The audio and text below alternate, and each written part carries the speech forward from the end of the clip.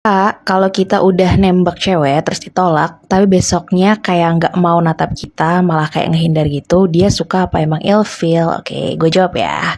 Ada tiga kemungkinan kenapa dia jadi ngehindar setelah lo nembak dia.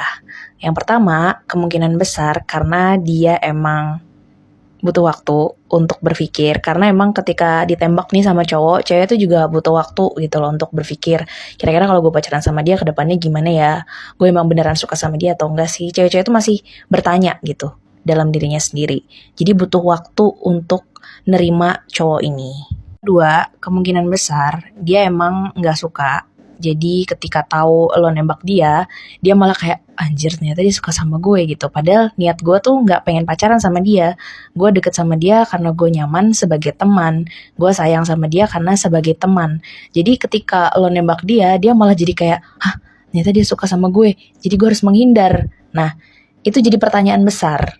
Karena dia sendiri juga nggak tahu sama perasaannya dia. Dan yang ketiga, kemungkinan dia udah suka sama orang lain. Jadi dia ngerasa kayak, aduh gimana ya cara nolaknya, gue gak enak nih, gue udah ditembak sama dia, padahal gue tuh gak suka sama dia. Gue sama dia tuh cuma temenan doang pengennya. Gue cuma pengen dia tuh kayak kakak gue, dia kayak adik gue. Dan dia tuh sebenarnya udah nemuin sosok orang lain yang jauh lebih cocok untuk jadi pacarnya dia. Jadi kalau menurut gue ya, ini saran gue aja, terserah mau diterima atau enggak. Mendingan lo tanya langsung straightforward. Langsung tanya secara tegas ke dia, lo beneran suka sama gue atau enggak? Dan kalau misalnya si cewek ini nolak tembakan lo tanya alasannya kenapa. Supaya nggak jadi pertanyaan lagi, lo tanya, lo sebenarnya suka sama gue atau enggak? Kalau enggak, gue akan mundur, gue akan pergi. Tapi dengan itu gue mau tanya juga alasannya kenapa. Apakah ada orang lain atau enggak, supaya gue bisa tenang dan gue gak usah overthinking lagi.